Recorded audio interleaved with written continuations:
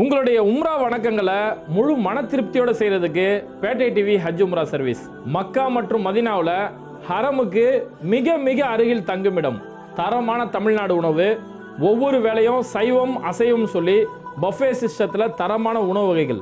மக்கா ஜியாரத், Medina ஜியாரத், Taif, Badr, இது மாதிரி 50க்கும் மேற்பட்ட வரலாற்று இடங்களை உங்க கூடவே இருந்து நானும் அனுபவமிக்க ஆலிம்களும் எல்லா ஏற்பாடுகளும் செஞ்சு ஹாஜிகளுக்கு இஹ்ராம் ஆடை முதற்கொண்டு எல்லா ஏற்பாடுகளும் செஞ்சு வச்சிருக்கிறோம். மொத்தத்தில் முழுமையான உபசரிப்போட உங்களுடைய உம்ரா வணக்கங்களை நிறைவேற்றுறதுக்கு ஸ்கிரீன்ல தெரியக்கூடிய நம்பரை கான்டாக்ட் பண்ணுங்க. ஜும்மா தொழக்கூடிய ஒரு பள்ளிவாசலுக்கு முன்னாடி நின்றுக்கிட்டு தீவிரவாதிகளா வெளியில போங்கடா, பாரத் மாதா கி ஜெய், ஜெய் ஸ்ரீராம், இது மாதிரியான கோஷங்களை போட்டுக்கிட்டு அந்த பள்ளிவாசலுக்கு இல்ல பெண்களோட சேர்ந்து அத்துமீறி உள்ள பூந்துக்கிட்டு ஜெய் ஸ்ரீராம், ஜெய் ஸ்ரீராம், முஸ்லீம்கள் வெளியில போங்க வெளியில போங்கன்னு சொல்லக்கூடிய ஒரு அராஜகம், இதெல்லாம் எங்கேயோ வட மாநிலங்களில் உத்தரப்பிரதேசில் எங்கேயோ நடந்துட்டு இருந்தது பார்த்தோம்னா இன்னைக்கு நம்ம தமிழ்நாட்டிலையுமே இப்போ ஏற்பட்ட பிரச்சனை. குறிப்பாக முக்கியமான திருப்பூர் நகரத்தில் இப்போ ஏற்பட்ட பிரச்சனை நடந்திருக்குது. இன்னைக்கு சோசியல் மீடியா முழுக்க இந்த வீடியோ பெரிய அளவில் வைரலாக மாறி இவங்களுடைய இந்த மதக்கலவர சிந்தனை இன்னைக்கு அமைதி மாநிலம் தமிழ்நாட்டுக்குள்ளேயுமே இந்த பிரச்சனை கொண்டு வந்துட்டானுங்களே, இந்த ஆளக்கூடிய இந்த அரசு என்ன வேடிக்கை தான் பார்த்துட்டு இருக்குதா? குறிப்பாக இவங்களுடைய சோஃபா மேலே போய் உட்கார்ந்து இருக்கக்கூடிய IUML கட்சி, அங்கே போய் சிறுபான்மை அமைச்சகத்தில் ஒரு பொறுப்பு வாங்கியிருக்கக்கூடிய இந்திய யூனியன் முஸ்லீம் லீக், அதோடைய அமைச்சராக இருக்கக்கூடிய ஷாஜகான் இப்போ வரைக்கும் வாயை திறக்காமல் இருக்கிறாங்களே அப்படின்னு சொல்லி மக்கள் ஒவ்வொருத்தரும் இன்னைக்கு ஆதங்கப்படக்கூடிய அளவுக்கு இந்த விஷயம் பெரிய அளவில் வைரலாக மாறி இருக்கு. பிரச்சனை என்ன அப்படின்னு பார்த்தோம்னா, திருப்பூரில் இருக்கக்கூடிய கோல்டன் நகர்னு சொல்லக்கூடிய ஒரு பகுதி, அந்த பகுதியில் ஒரு பள்ளிவாசல் தொடர்ந்து சில காலமாக மக்கள் அங்கே தொழுகை நடத்திக்கிட்டு இருக்கிறாங்க. ஆக்சுவலாக அது எங்கேருந்து ஆரம்பிக்குது அப்படின்னா, ரஹ்மத் அறக்கட்டளை, ரஹ்மத் ட்ரஸ்ட் அப்படின்னு சொல்லி ஒரு ட்ரஸ்ட் ஒன்று ஆரம்பித்து அங்கே மதரசாவுடைய பணிகள், அங்கே ஏழை மக்களுக்கு உதவி செய்கிறது, யாராவது நலிவடைந்த மக்கள் யாராவது பாதிக்கப்பட்டால் மத பாரபட்சம் இல்லாமல் சாதிய பாரபட்சம் இல்லாமல் எல்லா மக்களுமே உதவி செய்கிறதுக்காக ரஹ்மத் அறக்கட்டளை அப்படின்னு சொல்லி 2016 இந்த ட்ரஸ்ட் ஆரம்பிக்கிறாங்க. கிட்டத்தட்ட 10 வருஷமாக இந்த ட்ரஸ்ட் நடக்குது. ட்ரஸ்ட்டுடைய பணிகள் அடுத்தடுத்த கட்டத்தை நோக்கி நகரும் போது நமக்குன்னு சொந்தமாக ஒரு இடம் நல்லா இருக்குமே, அவங்க இருக்கிறது வாடகை இடத்துல நடத்திட்டு இருந்தாங்க.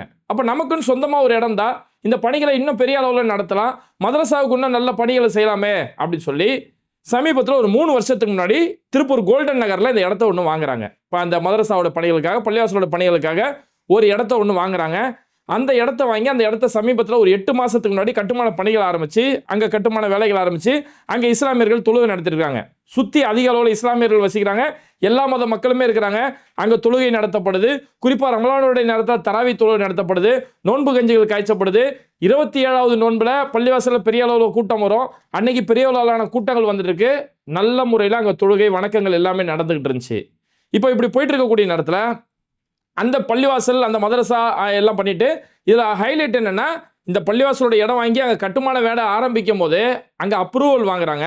அப்ரூவல் வாங்கும் போது இங்கே மதரசாவுடைய பணிகள் நடக்கும், இங்கே பள்ளிவாசல் தொழுகை நடக்கும், இன்னும் ட்ரஸ்டோடைய பல நற்காரியங்கள் நல்ல பணிகள் இங்கே நடக்கும் அப்படின்னு சொல்லி தான் அப்ரூவல் வாங்குறாங்க. அதுக்கான அப்ரூவல் வழங்கப்படுது. அதுக்கு பிறகு தான் கட்டுமான வேலைகளை ஆரம்பிக்கிறாங்க அப்படிங்கிறது ரொம்ப அழுத்தமாக இந்த இடத்துல பதிவு செஞ்சுக்கணும். அப்போ இந்த பணிகள் எல்லாம் செஞ்சுட்டு இருக்கும்போது கடந்த 1 மாதத்துக்கு முன்னாடி பள்ளிவாசல் வாசலில் மினரா வைக்கிறாங்க. அதாவது ஒரு அடையாளத்துக்காக மினரா வைக்கிறது பள்ளிவாசலில். இந்த மினரா இருந்துச்சுன்னா இந்த மினரா இருக்குது, இந்த பள்ளிவாசல் இருக்கேன்னு சொல்லி அடையாளத்துக்காக. அதாவது வழக்கமாக எல்லா பள்ளிவாசலுக்குமே பெரிய 60 அடி உயரம், 70 அடி உயரத்தில், 50 அடி உயரத்தில் மினரா வைப்பாங்க. எவ்வளோ தூரத்தில் இருந்தாலும் ஒருத்தருக்கு அடையாளம் தெரியறதுக்காக வைப்பாங்க. ஆனால் இந்த பள்ளிவாசலில் ரொம்ப சின்ன அளவில் சும்மா ஒரு அடையாளத்துக்காக, ஒரு அலங்காரத்துக்காக வைப்பாங்க இல்லையா, அந்த மாதிரி 2 சைடு 2 வாசல்லையுமே சும்மா அலங்காரத்துக்காக குட்டி குட்டியாக 2 மினரா வச்சிருக்கிறாங்க. இப்படி ஒரு மினரா வச்சோடனே அங்கே இருக்கக்கூடிய சங்கிகளுக்கு இது தாங்க முடியல. சங்கிகளுடைய பிரச்சனை எங்கேருந்து ஆரம்பிக்கிறேன்னு சொல்கிறேன் கேளுங்க. அதாவது பள்ளிவாசலோட இந்த கட்டுமான பணிகள் இதெல்லாம் நடந்துகிட்டு இருக்கக்கூடிய நேரத்தில் அந்த பகுதியை சேர்ந்த ஒரு நபர், அந்த தெருவில் இருக்கக்கூடிய ஒரு நபர், அதாவது அந்த தெருவில் இருக்கக்கூடிய யாருக்குமே பள்ளிவாசலுக்கு எதிராக எந்த ஒரு கருத்துமே சொல்லலை, எல்லாரும் அன்பா நட்போடு தான் பழகிட்டு இருக்காங்க. ஆனால் அந்த தெருவில் இருக்கக்கூடிய ஒரு நபர் என்ன செய்கிறாரு, நீங்கள் பள்ளிவாசல் கட்டுமான வேலை செய்கிறீங்களே, என் வீட்டுக்கு ஒரு குறிப்பிட்ட அளவுக்கு ஜல்லி கொடுங்க, எனக்கு போய் தேவை இருக்குது, ஜல்லி கொடுங்கன்னு சொல்லி ஜல்லி கேட்குறாரு. அப்போ பள்ளிவாசல் நிர்வாகம், அந்த ட்ரஸ்டுடைய நிர்வாகம் என்ன சொல்கிறாங்க அப்படின்னும் போது, இது வந்து எங்களுடைய கை காசு கிடையாது, நாங்கள் ஒரு 4 பேரை 2 பேரை முடிவு செய்கிறதில்ல, ஒரு பள்ளிவாசல் கட்டணும், மதரசா கட்டணும் சொல்லி பொதுமக்கள்கிட்ட தான் நாங்கள் நிதி வாங்கி ட்ரஸ்ட் மூலிமா செய்கிறோம். அதனால் இது 4 பேர்ட்டு நாங்கள் மஷூரா செஞ்சு ஒரு ஆலோசனை செஞ்சு தான் இதை நாங்கள் தர முடியும், ஆலோசனை செஞ்சுட்டு வேணால் தரோம் அப்படின்னு சொல்லி அவங்க ரொம்ப கண்ணியமாக தான் சொல்லியிருக்கிறாங்க. அப்போ அந்த நபர் என்ன பண்ணியிருக்கிறாரு, எனக்கே நீ ஜல்லி தர முடியாதுன்னு சொல்கிறியா, நீ எப்படி கன்ஸ்ட்ரக்ஷன் பண்ணுற நான் பார்த்துறேன், நீ எப்படி இந்த மசூதி இங்கே கட்டுறேன்னு பார்த்துறேன், இந்த மசூதி எப்படி இருக்கும்னு சொல்லி நான் பார்க்குறேன் அப்படின்னு சொல்லி அந்த நபர் ஆரம்பித்த பிரச்சனை அதுக்கு பிறகு அந்த பகுதியை சேர்ந்த இந்து முன்னணியை சேர்ந்த ஒரு நபர் ஒருத்தர் இருக்கிறாரு. அந்த நபர் இவங்க எல்லாம் ஒன்று சேர்ந்து இந்த 2 பேர் தான் இந்த இந்து முன்னணி சேர்ந்த நபர், இந்த பிரச்சனை பண்ண நபர். இதுக்கு அடுத்து சுற்று வட்டாரங்களில் இருக்கக்கூடிய இந்து முன்னணியை சேர்ந்தவங்க, அதாவது அந்த வீடியோவில் பள்ளிவாசல் முன்னாடி ஜெய் ஸ்ரீராம் கோஷம் போடுறது, இஸ்லாமியர்களை தீவிரவாதின்னு சொல்லி இந்த வெறித்தனமாக கோஷம் போடுறாங்களே, இவன் யாருமே இந்த தெருவுக்கு சேர்ந்தவங்க கிடையாது, இந்த பகுதியை சேர்ந்தவங்க கிடையாது. எல்லாம் சுற்று வட்டாரத்தில் இருக்கக்கூடிய சங்கிகள் எங்கெங்க இருக்கவனே ஒன்று சேர்த்து இந்த கும்பலெல்லாம் ஒன்று சேர்ந்து கலெக்டர் ஆஃபீஸில் போய் ஒரு மனு கொடுக்குறாங்க. இந்த மாதிரி வீடை வந்து மசூதியாக மாற்றிக்கிட்டு இருக்காங்க அப்படி இப்படி சொல்லி என்னென்னவோ புகார்கள் சொல்லி கலெக்டர் ஆஃபீஸில் புகார் கொடுக்குறாங்க. அதுக்கப்புறம் அங்கே எதுவுமே கண்டுக்கல. ஏன்னா பள்ளிவாசல் ஒன்றும் திருட்டுத்தனமாக இதை கட்டலை. மக்கள்கிட்ட பணம் வாங்கி முறைப்படி அந்த இடத்த ரிஜிஸ்டர் பண்ணி அங்கே அப்ரூவல் வாங்கி தான் கட்டப்பட்டு இருக்கு. அதுக்கப்புறம் போலீஸ் ஸ்டேஷனுக்கு இவங்க ஒரு அழுத்தம் கொடுக்குறாங்க.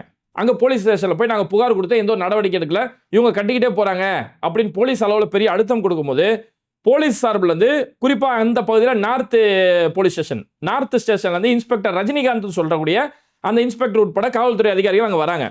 வந்து நீங்கள் கட்டுமான வேலை நடத்தக்கூடாது, இருக்கிற வரைக்கும் என்ன கட்டியிருக்கீங்களோ அது வரைக்கும் அப்படியே இருக்கட்டும், இங்கே பிரச்சனையாக இருக்குது, நீங்கள் இதுக்கு மேலே இதை கட்டக்கூடாது அப்படின்னு சொல்லி கட்டுமான வேலைக்கு ஒரு தடை ஒன்று போடுறாரு. தடை போட்ட பிறகு அப்புறம் பள்ளிவாசல் நிர்வாகம், அந்த ஊரில் இருக்கக்கூடிய ஜமாத் நிர்வாகிகள், அமைப்புகளை சேர்ந்தவங்க, இஸ்லாமிய அமைப்புகளை சேர்ந்தவங்க எல்லாரும் போய் போலீஸை போய் சந்திச்சு, கலெக்டரை போய் சந்திச்சு அவங்க தரப்பு நியாயங்களை முன் வச்சு சில இப்படி நீங்கள் நாங்கள் எதுவுமே சட்டவிரோதமாக செய்யலை, எல்லாம் சட்டப்பூர்வமாக அனுமதி வாங்கி தான் செய்கிறோம். அப்போ யாரோ ஒருத்தன் ஒரு மதக்கலவரத்தை தூண்டுறதுக்காக இப்படி நீங்கள் வந்து நடவடிக்கை எடுப்பீங்க அப்படின்னா அப்போ பதிலுக்கு எங்கள் தரப்புலேருந்து யாரோ ஒருத்தன் அங்கே மட்டும் அந்த வழிபாடு தளம் தட்டுறாங்களே, இந்த வழிபாடு தளம் கட்டுறாங்களே, 2 பக்கம் பகைமை உணர்வை தூண்டி விட்டுறேன் சார். இது தேவையில்லாத வேலை. காலங்காலமாக அண்ணன் தம்பியாக தான் வாழ்ந்துட்டு இருக்கோம், யாருக்கும் இதனால் எந்த ஒரு பிரச்சனையுமே இல்லையே அப்படின்னு இவங்க தரப்பு நியாயங்களை எடுத்து வைக்கும் போது அதுக்கடுத்து காவல்துறை தரப்புல இருந்தோம், ஆர்டிஓ தரப்புல இருந்தோம், விஓ தரப்புல இருந்தோம் ஒரு பீஸ் கமிட்டி, ஒரு அமைதி குழுக்கான ஒரு ஏற்பாடு ஒன்று செய்கிறாங்க. இந்த அமைதி குழுக்கான ஏற்பாடு என்ன செய்யுதுன்னா, பிரச்சனை நடக்குது வெள்ளிக்கிழமை, அதாவது நேற்று 21 ஆகஸ்ட் நேற்று இந்த பிரச்சனை நடக்குது. அது ஒரு நாள் முன்னாடி 20 ஆகஸ்ட் வியாழக்கிழமை ஒரு பீஸ் கமிட்டிக்கான ஏற்பாடு செய்கிறாங்க.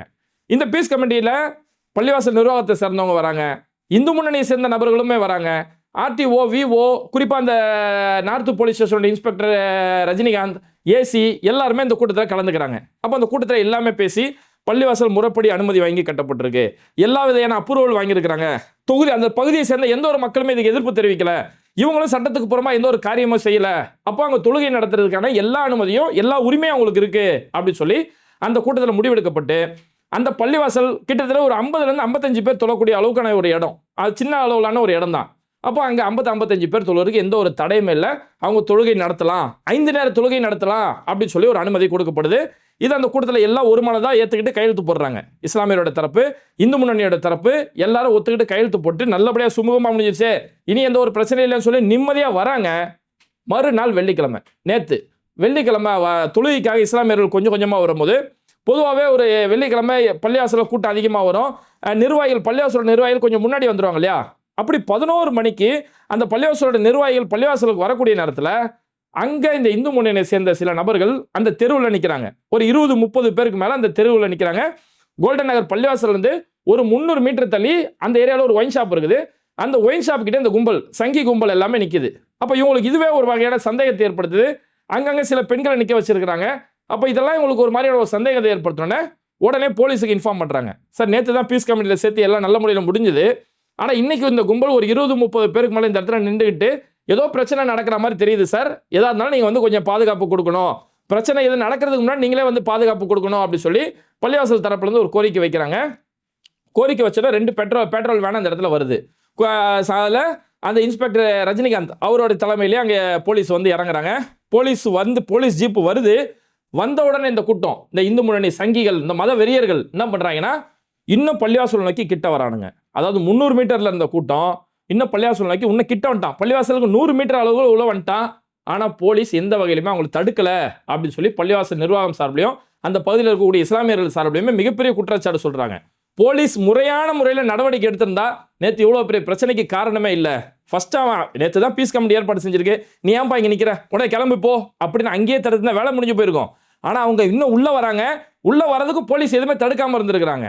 இதெல்லாம் நடந்திருக்கக்கூடிய நேரத்தில் அந்த இந்து முன்னணி குரூப்பை சேர்ந்த சில பெண்கள், ஒரு 5-6 பெண்கள் என்ன பண்ணியிருக்காங்க, பள்ளிவாசலுக்கு எதிரில் வந்து அந்த இடத்துல வந்து உட்காந்துக்கிட்டு பள்ளிவாசலில் எத்தனை செருப்பு கட்டிட்டு யார் உள்ளே போகிறாங்க, ஒரு 12:15 மணி ஆச்சு, ஜும்மா நேரம் நெருங்கிருச்சு, எத்தனை பேர் செருப்பை கட்டிட்டு எத்தனை பேர் உள்ள போறாங்க, செருப்பு போட்டோ எடுக்கிறது, பள்ளிவாசல போட்டோ எடுக்கிறது, பள்ளிவாசல எட்டி எட்டி பார்க்கறது, இதெல்லாம் நடக்கக்கூடிய நேரத்தில் அப்போ இவங்க எட்டி எட்டி இந்த பெண்கள் பார்த்துக்கிட்டு இருக்கிறாங்களே அப்படின்னு சொல்லி அந்த பள்ளிவாசல் நிர்வாகிகள் என்ன செய்றாங்கன்னா, அக்கா ஏன்க்கா எட்டி எட்டி பார்த்துருக்கீங்க, யாராவது தேடுறீங்களா என்னக்கா அப்படின்னு கேட்குறாங்க. அப்பயும் மரியாதை தான் பேசுறாங்க. எங்கேயுமே மரியாதை தவறியோ முறை தவறியோ வன்முறை போக்குலையோ எதுவுமே பேசல. ரொம்ப கண்ணியமா, அக்கா ஏன்க்கா எட்டி எட்டி பார்க்குறீங்க, என்னக்கா பிரச்சனை, என்னக்கா விஷயம் அப்படின்னு சொல்லி அக்கா அக்கான்னு சொல்லி அந்த திருப்பூர் மொழி இருக்கும் இல்லையா, அந்த மொழி வட்டாரத்தில் ரொம்ப அழகாக தான் பேசிக்கிட்டு இருக்கிறாங்க. அப்போ அந்த பெண்கள் ஒரு அம்மா, அந்த அம்மா தான் நேற்று எல்லா டிவி சேனல்லையுமே வேகமாக பேட்டி கொடுத்துருந்தாங்க. அப்போ அந்த அம்மா சொல்கிறாங்க, இல்லை இங்கே ஏதோ சண்டை, இங்கே ஏதோ பிரச்சனைன்னு சொல்லி எங்களுக்கு இந்து முன்னணியிலேருந்து ஃபோன் வந்துச்சு, அதுக்காக தான் வந்தோம் அப்படின்னு சொல்லியிருக்கிறாங்க. அப்போ அந்த பள்ளிவாசல் நிர்வாகி சொல்கிறாங்க, அது இங்கெல்லாம் எதுவும் இல்லைக்கா, அங்கே நிற்கிறாங்க, அங்கே தான் ஒரு கூட்டமாக நின்றுட்டு இருந்தாங்க, நான் வரும்போது பார்த்தேன், அந்த இடத்துல அந்த கூட்டம் இருக்குது அப்படின்னு சொன்ன உடனே இந்த பெண் அங்கேருந்து அங்கே போயிட்டு அங்கே போய் இந்த கூட்டம் இந்த கதையை எப்படி மாற்றிட்டாங்கன்னா, நாங்கள் பள்ளிவாசல் வாசலில் பெண்கள் நின்றோம், இங்கெல்லாம் நிற்கக்கூடாது வெளியில் போ அப்படின்னு எங்களை விரட்டிட்டாங்க அப்படின்னு சொல்லி அபாண்டமாக ஒரு கருத்தை அந்த இடத்துல சொல்லிட்டாங்க. அங்கே போய் எங்களை பள்ளிவாசல் வாசல் நின்றோம், இங்கே பள்ளிவாசல் வாசல் உங்களுக்குலாம் என்ன வேலை, வெளியில் போ அப்படின்னு எங்களை விரட்டிட்டாங்க அப்படின்னு சொல்லி ஒரு கதையை உருவாக்கி இன்னும் அந்த பள்ளிவாசல் 100 மீட்டருக்கு வந்த கூட்டம் பள்ளிவாசல் வாசலுக்கே வந்துருச்சு.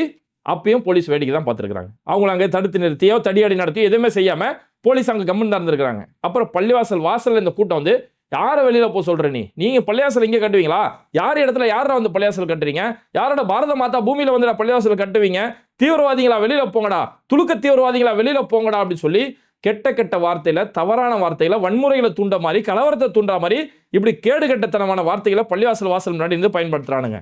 அந்த இடத்துல சரி இவனுங்க இப்படிலாம் வராங்களேன்னு தெரிஞ்சோன்னே பள்ளிவாசல் நிர்வாகம் தரப்புல இருந்து உடனடியாக ஒரு வாலிபர் ஒருத்தர் இருந்தாங்க, தம்பி நீ வீடியோ எடுமா, ஏன்னா நம்ம அக்கா என்னக்கா ஆச்சு எல்லாம் அங்கே தானே நிற்கிறாங்க அப்படின்னு நம்ம சொன்னதையே நமக்கு எதிராக 1க்கு 2 அப்படி திசை திருப்பி விட்டுட்டாங்களே.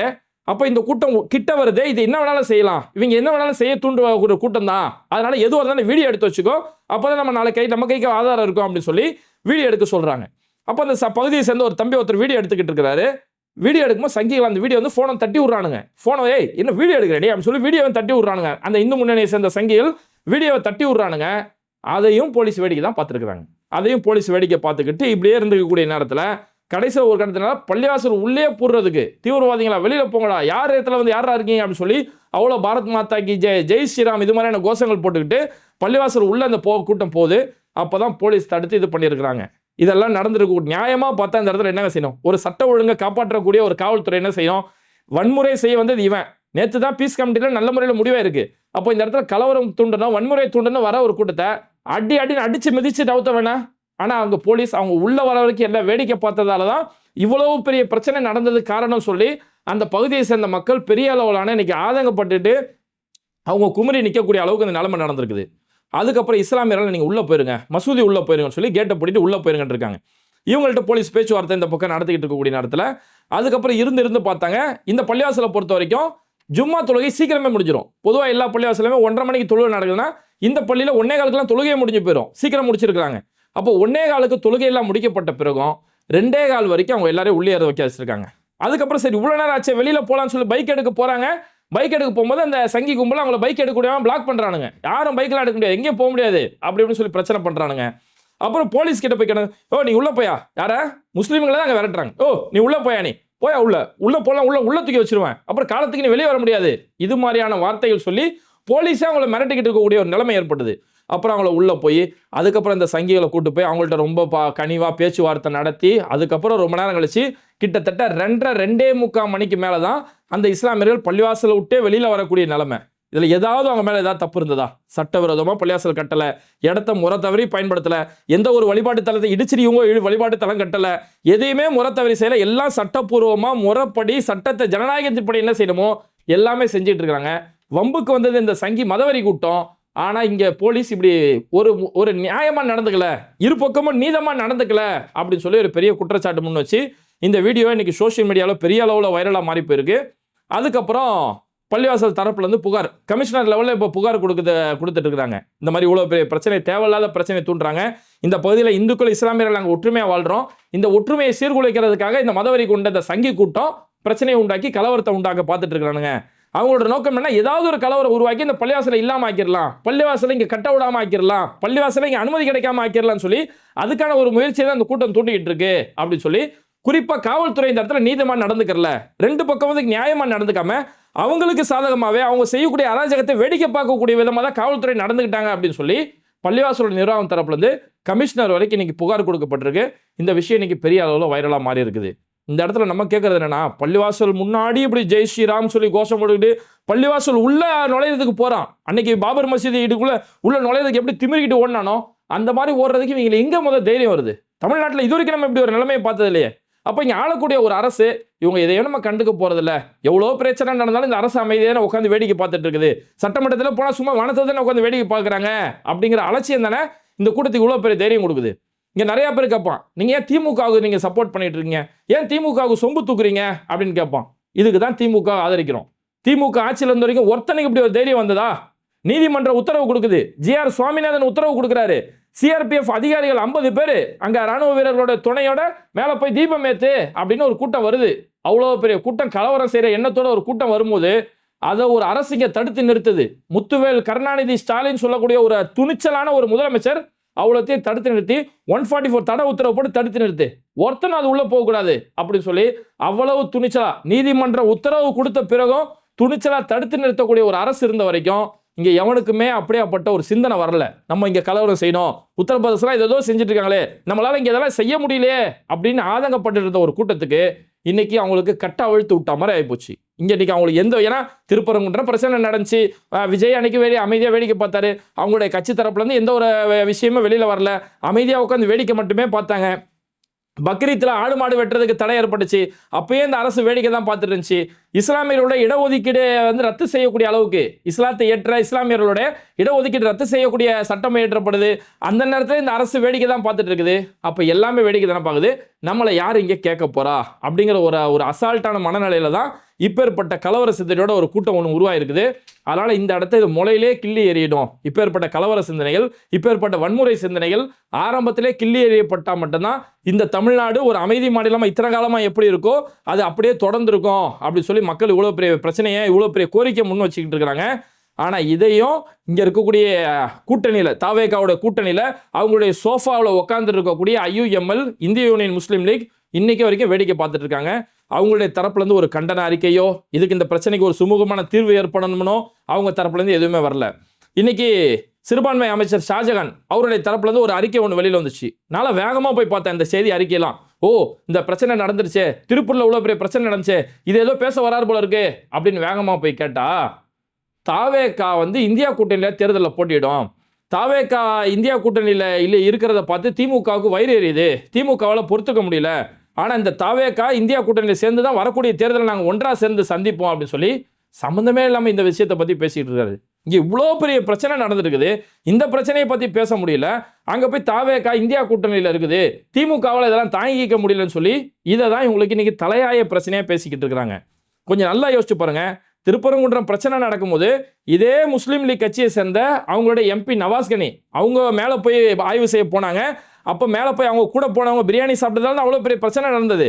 ஆனால் அதையெல்லாம் சேர்த்து தான் திமுக அரசு அன்னைக்கு சண்டை செஞ்சுட்டு இருந்தது, திமுக அரசு நியாயத்தின் பக்கம் அன்னைக்கு நின்றுட்டு இருந்தது. ஆனால் இன்னைக்கு இவ்வளோ பெரிய பிரச்சனை நடக்குது, தாவேக்கா தான் வாயை திறக்க மாட்டாங்கன்னு பார்த்தா அவங்களுடைய சோஃபாவில் உட்காந்து இருக்கக்கூடிய IUML கட்சியுமே இன்னைக்கு வாயை மூடி அமைதியாக தான் இருந்துக்கிட்டு இருக்கிறாங்க.